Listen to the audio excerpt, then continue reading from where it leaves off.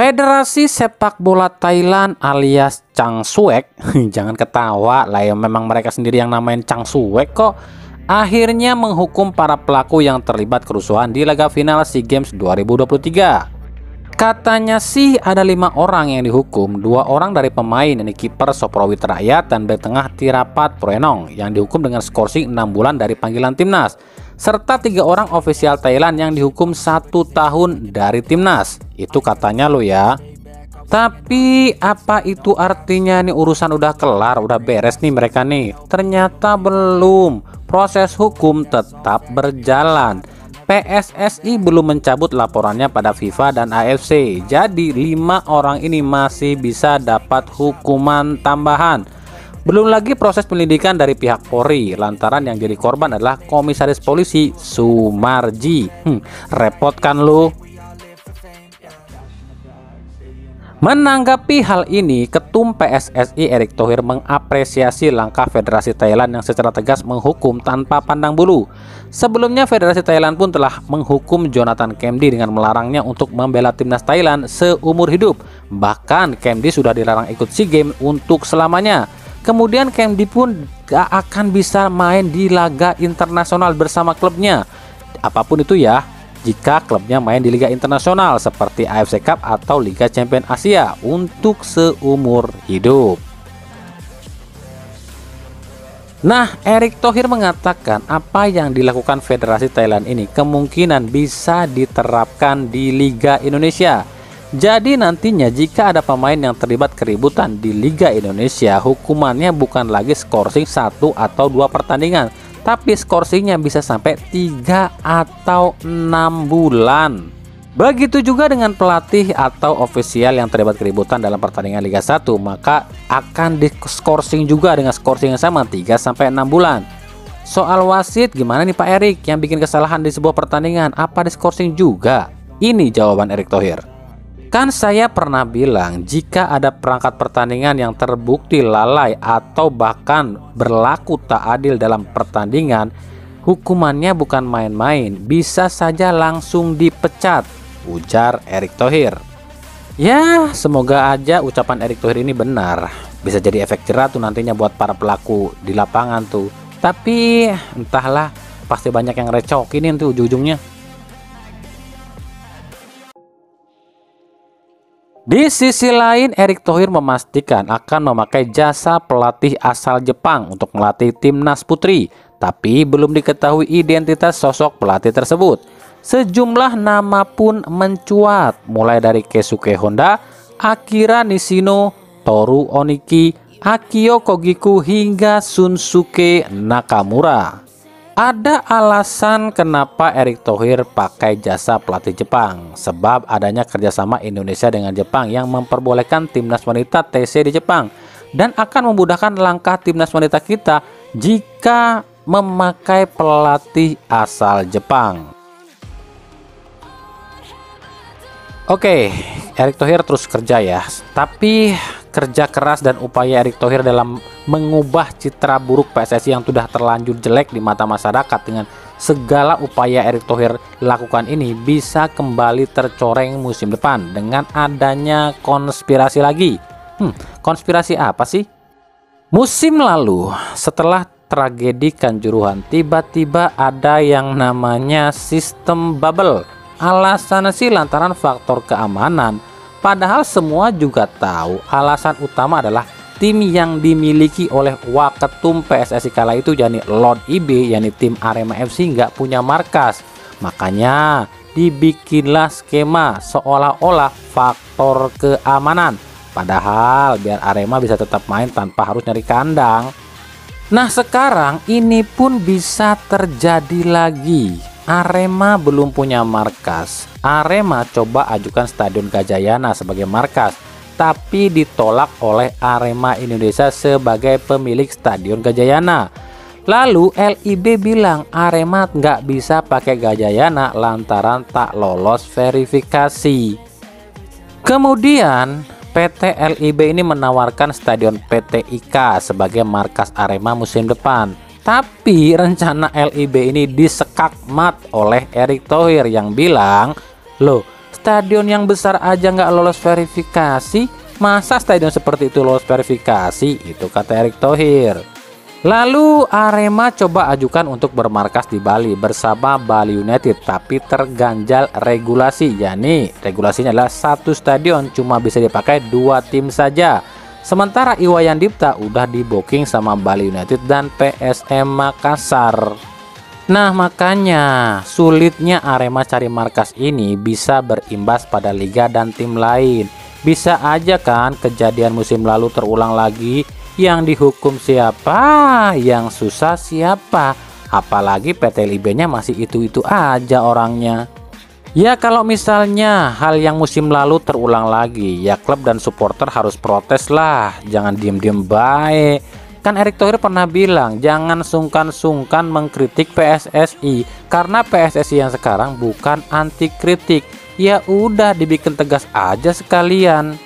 Kalau nanti tiba-tiba LIB ini bilang pertandingan anu ditunda lantaran faktor keamanan, atau liga diubah ke sistem bubble karena faktor pemilu dan lain-lain, ya udah demo aja tuh LIB.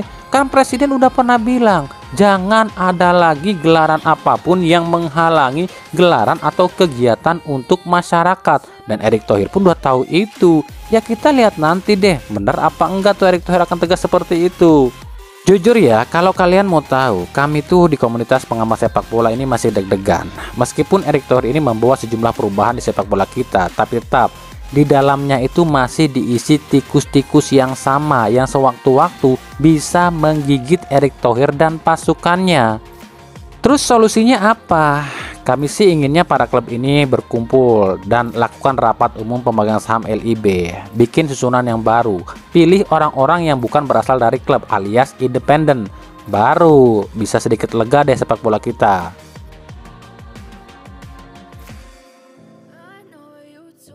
Mantan kiper Borneo FC Sahar Ginanjar membuat instastory yang menohok. Sahar mengomentari adanya regulasi asing 5+1. Menurut Sahar, dengan adanya regulasi 5+1, banyak klub yang pakai jasa kiper asing, sehingga kiper lokal harus tersingkir, bahkan mungkin turun kasta. Secara tidak langsung, Sahar ini mengatakan posisi pemain lokal akan semakin tergusur dengan adanya regulasi asing yang dianggap terlalu banyak di Liga 1. Oke, ini pendapat kami pribadi ya. Kalau soal pemain di klub itu, mau asing, mau lokal itu sama aja. Yang penting pemain tersebut punya kualitas, ya klub pasti pakai. Di sini bukan soal asing atau lokal, tapi soal kualitas. Kalaupun dia lokal, tapi jika dia kualitasnya mumpuni dan bisa menjaga kualitasnya, pasti banyak klub yang minat dan tentu akan jadi andalan. Jadi nggak usah takut dengan regulasi asing yang banyak. Tapi jika memang klub tak memakai jasa pemain lokal tersebut, itu artinya kualitas si pemain tersebut memang tak layak ada di klub itu. Jadi ya buat para pemain lokal terus berlatih, terus asah kemampuan agar bisa bersaing dan dipercaya oleh klub. Ya itu sih pendapat saya. Lalu kenapa sih Liga 1 ini sekarang pakai 6 pemain asing dan 6-6-nya boleh dimainkan sekaligus? Nah kan ini udah dibahas, ini tuh sesuai dengan regulasi AFC ya, jadi 6 pemain asing dalam satu tim. Selain itu kenapa Erick Thohir ini setuju pada 6 pemain asing? Bukan berarti Erick Thohir ini nggak peduli pada pemain lokal, tapi lebih ke progres, alias Erick Thohir ini ingin liga kita ini bisa bersaing di kancah internasional dan mengangkat ranking liga kita. Liga Indonesia sendiri saat ini ada di urutan ke-26 Asia, bahkan di bawahnya Liga Singapura yang ada di urutan ke-24, apalagi dengan Thailand yang ada di urutan ke-8. Nah kenapa kok liga kita ini ada di urutan bawah sih? Ya lantaran prestasi klub kita saat main di internasional seperti ACL atau AFC, semakin sering wakil sebuah negara terlibat di ACL atau ASEAN Champions League, maka semakin tinggi peringkat kompetisi di negara tersebut. Ya kalau kita masuk ACL aja jarang, sebelum masuk ACL aja harus playoff, udah gitu kalah lagi di playoff, ya gagal maning masuk ACL, gimana mau liga kita naik terus peringkatnya? Nah makanya dikasihlah jatah 6 pemain asing plus pemain naturalisasi yang gak dibatesin. Tujuannya agar klub-klub kita yang main di Asia ini bisa bersaing, minimal bisa lolos babak grup ACL deh. Nah kalau gitu sama aja nggak percaya sama pemain lokal dong. Sama aja bilang pemain lokal kita ini nggak bermutu, makanya klub kita jarang tampil alias sering kalah di playoff ACL. Ya kalau bicara soal bermutu atau enggak, kita bisa berkaca pada Jepang. Pemain Jepang kurang kualitas apa coba? Tapi tetap aja di Liga Jepang itu regulasinya tiap klub bebas mau pakai pemain asing berapapun, meskipun tiap satu kali bertanding cuma bisa pakai 5 pemain asing. Itu kan artinya Jepang tuh bukan soal nggak percaya sama pemain lokal, tapi alasan persaingan. Nah makanya dengan cara tersebutlah Jepang bisa saat ini bercokol di posisi 2 liga terbaik di Asia. Jadi menurut kami regulasi 5+1 ini udah tepat, cuma tinggal perbaikan kualitas liganya aja. Jangan terlalu banyak trik dan kong kali kong alias mafia. Ini mah gimana liga mau maju, wong pertandingan aja udah ada yang ngatur skornya. Terus di Indoma ada juga yang namanya jual beli pertandingan. Ya wajar kalau kualitas tim kita pun ikutan bobrok. Intinya jika pendapat kami ya, program-program PSSI saat ini tuh udah mulai bagus. Cuma tinggal eksekusinya aja dan diperlukan ketegasan dan konsistensi.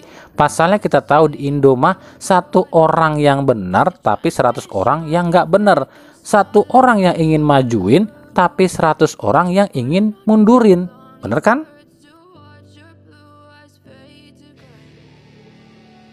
Lanjut ke perumoran transfer.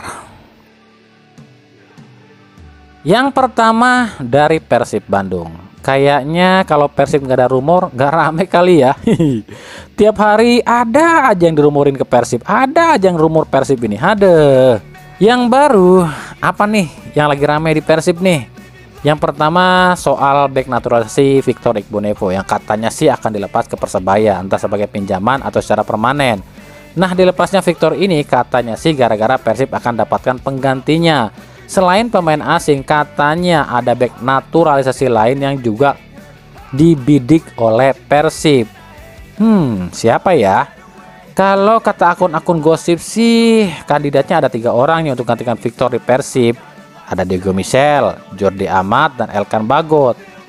Oke, kalau menurut kami ya, ini pendapat kami lo ya.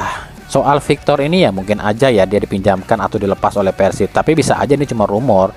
Terus soal penggantinya ya 3 pemain tadi, kami bilang ini ya menurut kami ini cuma rumor deh. Alasannya 3 pemain ini nggak mungkin ke Persib adalah 3 pemain inilah pemain inti di klubnya masing-masing. Sementara jika ke Persib otomatis jadi cadangan dari Nick dan 1 pemain asing baru. Tapi itu cuma pendapat kami lo ya.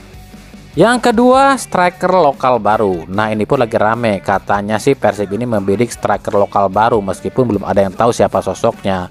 Oke, kalau yang satu ini kami bisa jawab. Ini betul 100%. Persib memang tengah mengincar 1 striker lokal. Sejumlah nama sudah dihubungi seperti Usman Diarra, Rafli Mursalim, M. Rafli hingga Yandi Sofyan. Tapi kami pribadi belum dapat info yang mana yang akan direkrut oleh Persib nih atau yang jadi ke Persib. Terus yang ketiga, Gustavo Tiron Del Pino, playmaker asal Spanyol berusia 32 tahun yang bermain di Liga Thailand bersama klub Swatcat. Katanya sih si Tiron ini tengah nego dengan pihak Persib. Apalagi Persib bisa dapatkan si Tiron ini secara gratis karena Tiron ini udah habis kontraknya di klub lamanya. Kalau dilihat dari statistik sih oke ya si Tiron ini cetak 7 gol dari 27 laga dengan 4 assist pula. Ditambah akurasi umpan alias passing sukses si Tiron ini mencapai 85%. Serta keterlibatan terhadap gol di timnya mencapai 90%. Yang artinya di klub sebelumnya hampir seluruh gol yang diciptakan oleh tim itu berawal dari kreasi si Tiron ini. Tapi ada juga yang bilang nih yang jadi ganjalan adalah umurnya si Tiron ini udah tua, 32 tahun. Tapi DDS aja 33 tahun bisa cetak 24 gol tuh musim lalu. Jadi umur mah nggak jadi masalah. Daripada pusing dengan 3 rumor Persib ini, ya kami pun langsung tanya aja sama buat Persib. Tapi ya kalian udah tau lah tipikal Teddy Cahyono kalau soal transfer pemain. Dia tuh selalu bilang semuanya sama. Kalau rumor ya biarkan rumor, yang pasti ditunggu aja pengumumannya. Itu kata bos Teddy selalu bilang kayak gitu. Yang pasti gini deh, siapapun yang akan dipilih Luis Milla, tentunya Luis Milla udah tahu di posisi mana dia butuh pemain. Dan seperti yang pernah kami bahas di video sebelumnya, Luis Milla ini butuh sosok pemain yang multifungsi, yang bisa berperan di posisi apa saja. Lalu, apakah Tyron ini termasuk?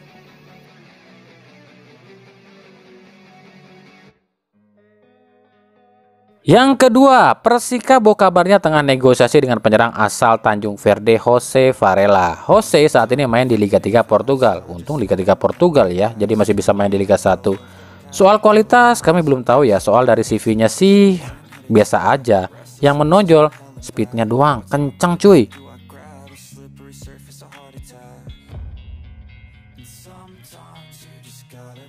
Yang ketiga, Borneo FC kabarnya akan memilih Siwakon Jakub Prasad dari Thailand sebagai slot ASEAN-nya. Siwakon musim lalu main di Liga Thailand bersama Pot FC. Gelandang berusia 31 tahun ini bisa didatangkan Borneo secara gratis. Wah, gratisan mulu nih tim-tim Liga 1. Hihihi.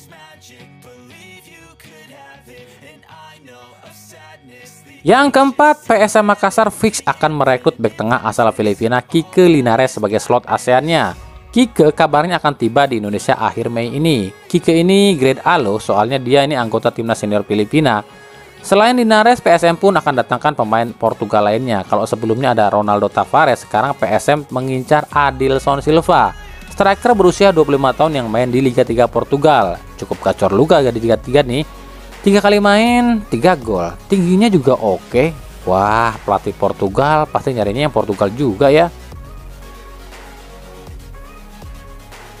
Yang kelima dari Persija nih, setelah gagal mendapatkan Pratama Arahan sebagai pinjaman dari Tokyo Verdy lantaran bos PSIS Yoyo Sukawi nggak mengizinkan Arahan ke klub lain di Indonesia kecuali PSIS, Persija pun kabarnya mengalihkan buruannya pada pemain abroad lain alias pemain yang main di luar negeri. Kali ini ada striker asal Biak Papua yang main di Liga Selandia Baru, yakni Melvin Rumere. Pemuda berusia 23 tahun ini tampil luar biasa di Liga 2 Selandia Baru. 2 kali jadi top scorer di Liga 2 Selandia Baru. Bahkan musim ini Melvin masih jadi pemuncak daftar top scorer sementara dengan 6 gol dari 6 laga bersama Wanganui FC. Mampukah Persija merayu Melvin? Soalnya Melvin ini udah sejak umur 15 tahun loh di sana, bahkan sekolah di sana juga. Bahkan Melvin ini ditawari jadi warga Selandia Baru loh.